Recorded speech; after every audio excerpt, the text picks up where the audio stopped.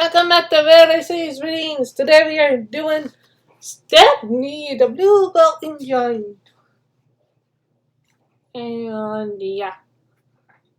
Then we got going to Big Engine, then this book is done again. And it's just rainy Christopher Logie ones and we're finished.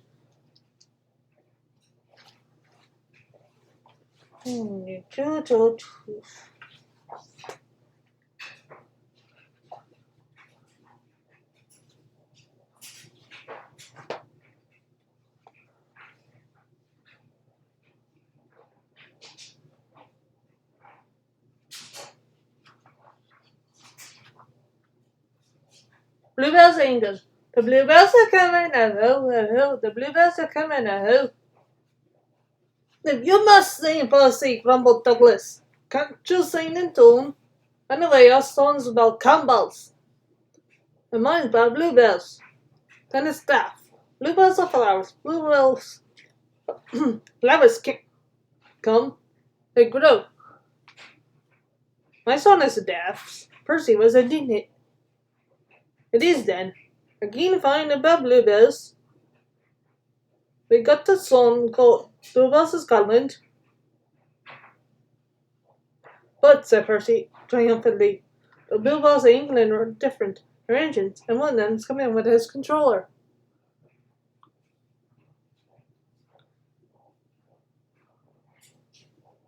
Didn't you listen? He went on severely. To the fact controller telling us about it, I was away. Oh dear, I couldn't understand it then. Oh, the engines on the other railway aren't safe now.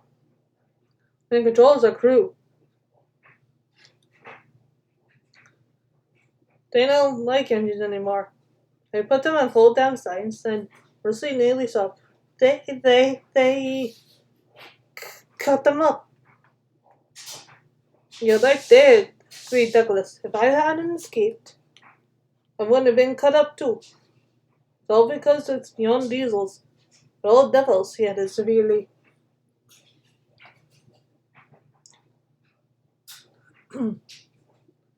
I played Douglas, whined Percy. Some are nice.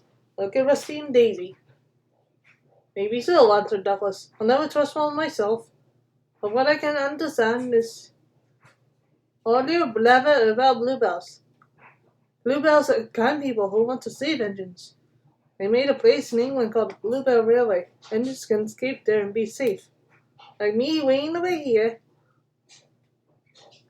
Yes, Percy went on. Just like that. If they are old or ill, a victor makes them well. They can have their own special colours. A local weather they need, and pull trains too.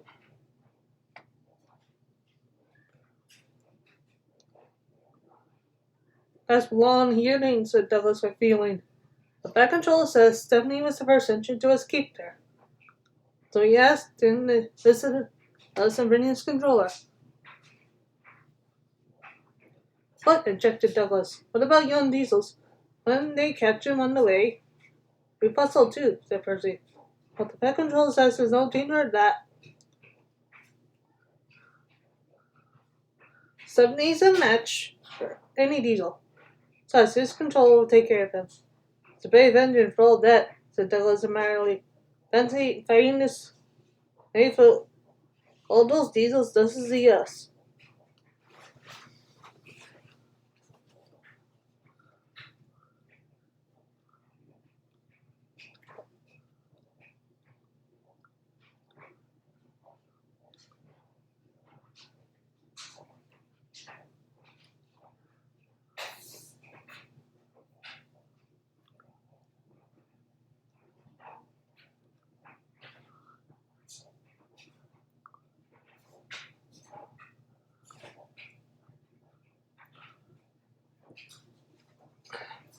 Look, squeaked Percy, the station is shredded. Silly, how can I look? Unless I be a corkscrew. How'd they come? There's no train. Ugh.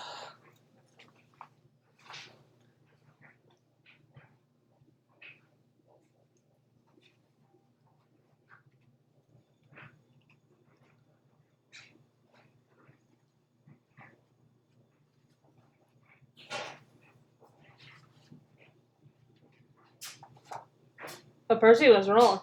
The signal dropped, and from far away an engine whistled.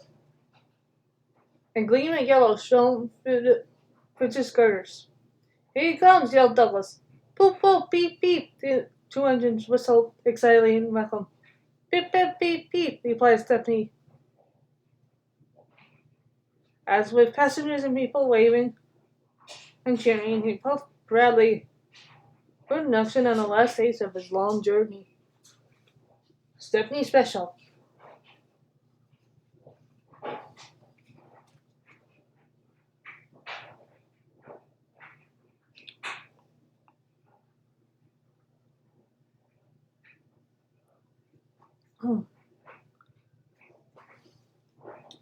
So I tried very hard, but I couldn't work properly.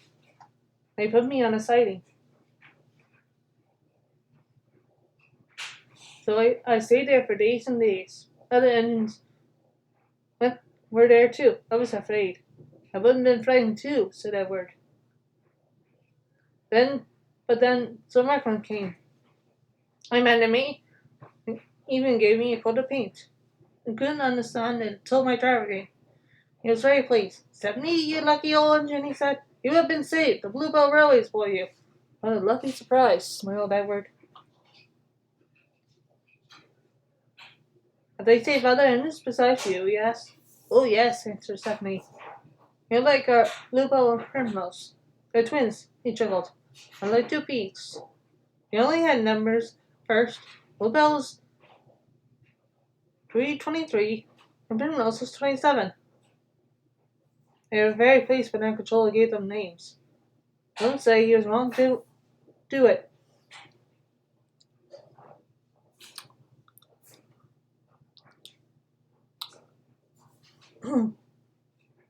It certainly made them cocky, but they do work hard. I think our controller was right. All engines ought to have names. "Yes," agreed Edward. "It is most important." "That's why," Stephanie continued, "they given names for 488 and 2650. Joel doesn't know. It's a secret. Don't tell him, will you?" "Of course not," smiled Edward. They were both very pleased about it, because now they feel part of the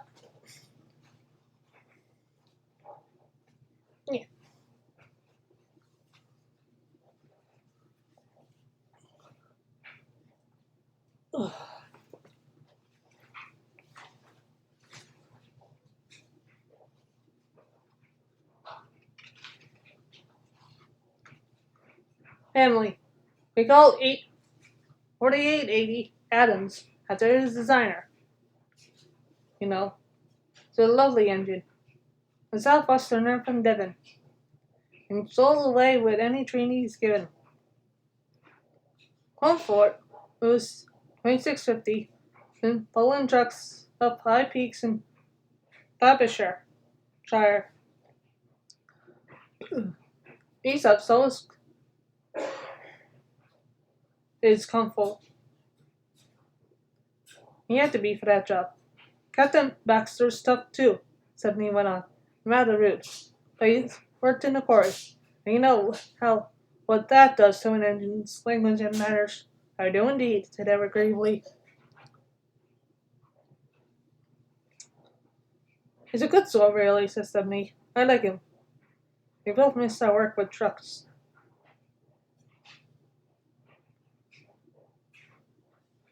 He paused. "I don't say this," he went on, "but after everyone's been so kind, our line is very short. I never get any good runs now. I miss them dreadfully." "Never mind," smiled Edward. "Perhaps you'll get some while you're here." Stephanie said goodbye to Edward, and then returned to the big station. There he helped Doc shunt the yard. They were soon great friends, enjoyed their afternoon together. Gallons arrived before they finished, staying until it was time for his last personal train. But that train's tail lamps were hardly out of sight when the two engines heard a commotion at the station. "Hello," said Duck. "I wonder what's up." Presently the night duty shunter came hurriedly into the shed. I fell in the cabin and the rest line once. Then 5. Plus 5. That means shut to allow finally train to pass. The gentleman was puzzled. A telephone control. The special is it? I see. Thompson's passengers grumbled at being delayed, but there was no help for it. Soon they heard an unfamiliar puffing. Express headlamps swayed and twinkled. As Stepney, pulling one coach, zoomed into the station lights. He slowed to exchange tablets. Whistle rained and got a speed into the night.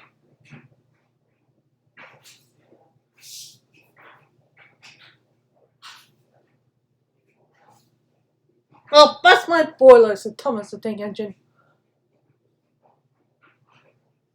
"Shunted," fumed Thomas next morning. "On my own ranch, too. It's a disgrace." "I'm sorry," said Stephanie. "That's special," he explained. "Why?" "Important passenger came after you gone. Said he must get home and order the special. Duck kindly let me take it. We had a splendid run. No aggravating, of course, but ah, well, finished," said Thomas modestly. "Perhaps you know, when you know the road is, I do." "Exactly," put in something.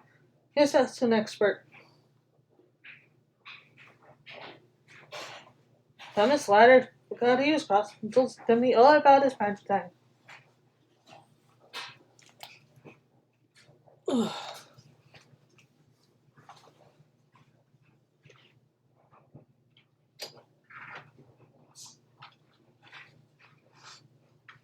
Train stops play. "You are very lucky engines," said Stephanie.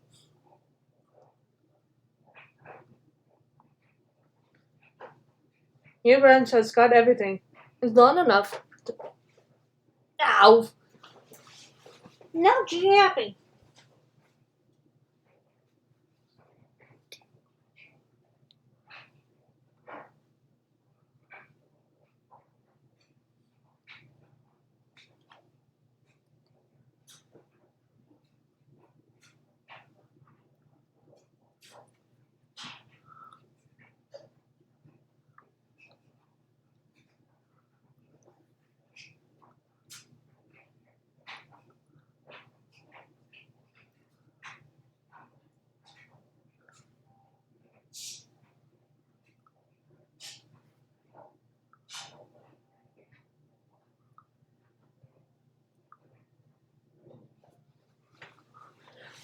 Yeah. Sorry about that. It's long enough to give you a good run, and you have plenty of passengers. Don't you? You have a quarry, a mine, and some factories. So you need plenty of trucks. Trucks are fun, he went off firstly. I miss them on our line. Percy looked surprised. "You can take mine and welcome this morning," he said. So they asked permission. I went off to collect them. Toby and Thomas gaped in wonderment. Then they took his trucks to the harbor, picked up a load of empties, and started back.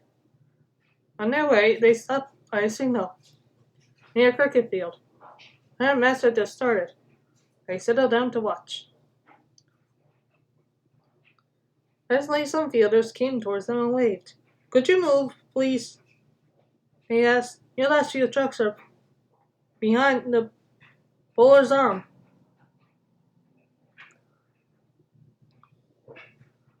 "Sorry," smiled the driver. "Will this do?" And easy stepping forward till he stood under the signal. His cricketers shouted their thanks and play started again. The batsman hit out, and Sue and Skylar towered towards the train. Clunk! Went the signal. Down went the signal. There was another clunk, too, as the ball fell on the train, but neither driver nor fireman heard. They were too busy. "Stop!" yelled the field's men. As something noisily starting I heard their shouts.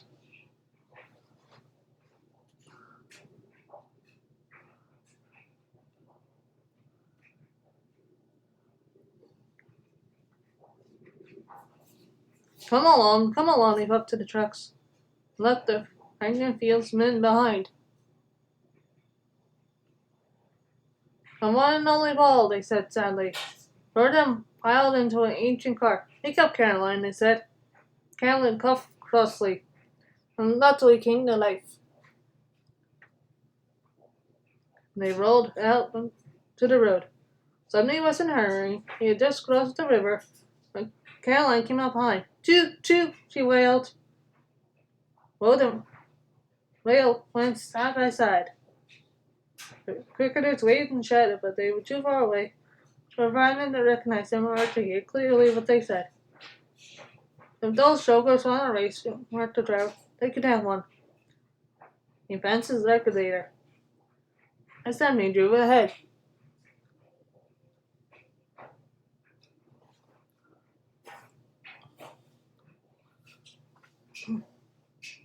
Poor Caroline wasn't happy. He ran along in twice her usual speed. Master shouldn't be keep me like this, she grumbled.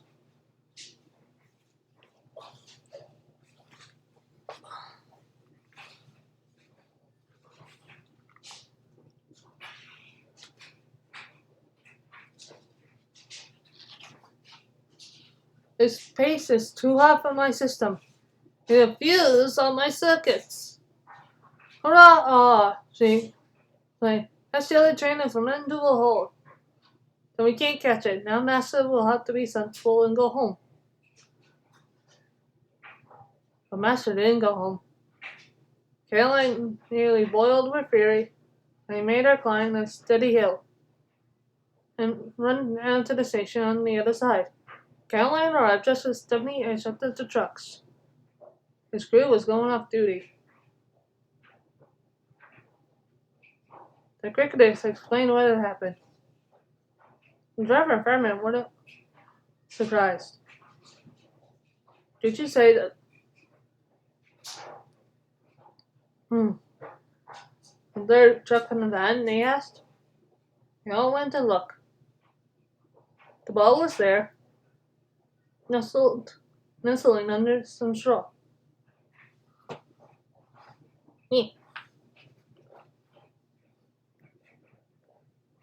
We're very sorry, the driver said. Never mind. You couldn't help it. Now we must get back quickly. That's just it, said the driver. You know, be quick, Caroline. She looks worn out. Wait a minute, he went on. I got a plan. The driver spoke to the station master and signalman, and they rode Caroline onto a flat truck and coupled the brake van behind.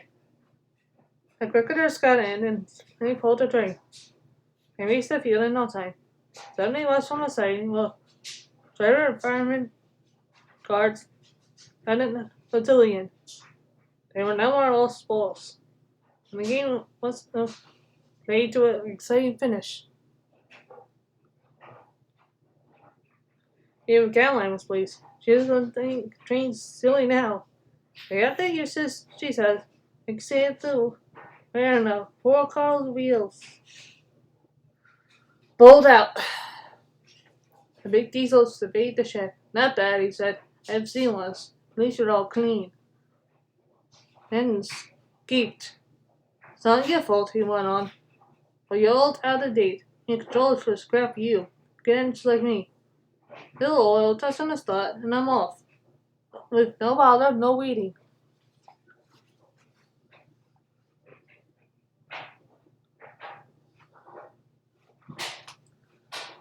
They have to fuss around you for hours until you're ready.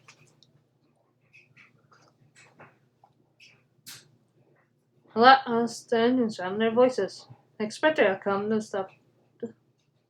and stop the noise. The hell of indignation meeting. Early next morning, around the turntable. Disgraceful, grumbled Gordon. Disgusting, said James. Despicable, spluttered Henry. To say such things to us, burst out Donald Douglas. So teach him a lesson and be watching. But no one had any good ideas. And at last they all went off to work, except for Duck and Stephanie. Never mind, said Duck. We'll try to think of something. Well, let's be quick then, warned Stephanie. But the chance came sooner than expected. Ugh.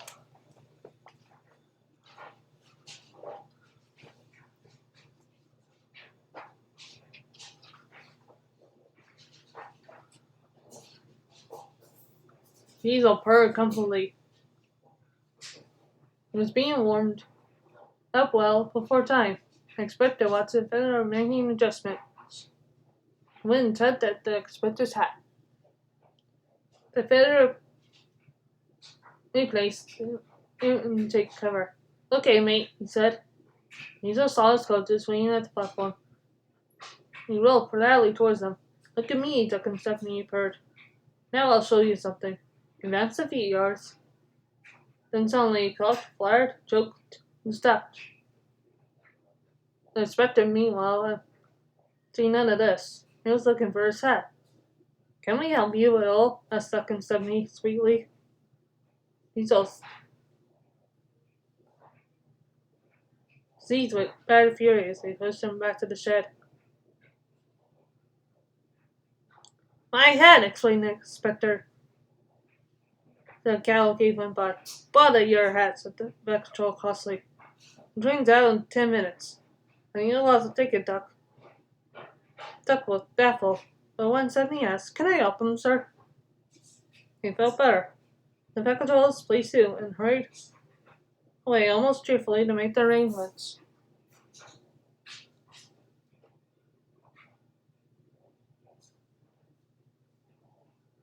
Engine and crews made careful plans.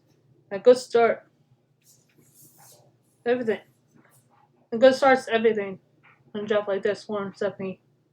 So, as they backed down, they dropped in on the rails, holding it firmly with their wheels. Both controls were there to see them off. Couldn't take over from halfway, said the back controller. So get the train there. Never mind about being late. Good luck. Don't worry, sir, smiled Stephanie. We'll get there. And be early, too.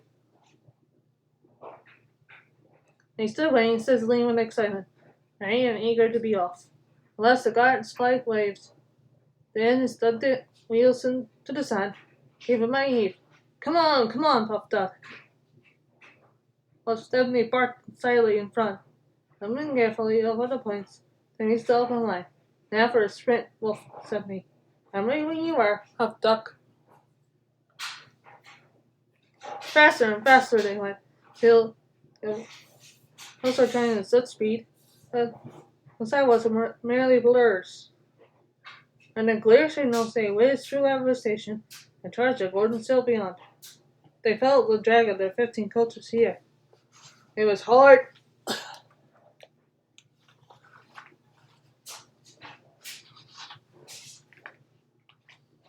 work. But once over the top, less than miles, from playing running, they swept into the big station in behind style. Hello, said Gordon.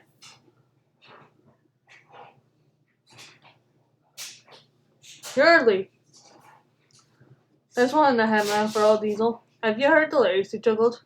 Diesel had sucked his head into his air pipe. That's why he broke down. Being said, he took his spoils lots and sulking in the shed. Out there, Ravi. Ho, ho, ho, ho, ho. And still laughing, Gordon puffed away. Everyone was sad next day when Stephanie had to go. Well, in the end, so good, getting to see him off. The Pet Control made a speech and told it Stepney's controller. Donald Douglas made everyone sing, Old Lang Syne. Then Stephanie and his control puffed away to a chorus of cheers and whistles. Goodbye, Stephanie, come again. Goodbye, goodbye.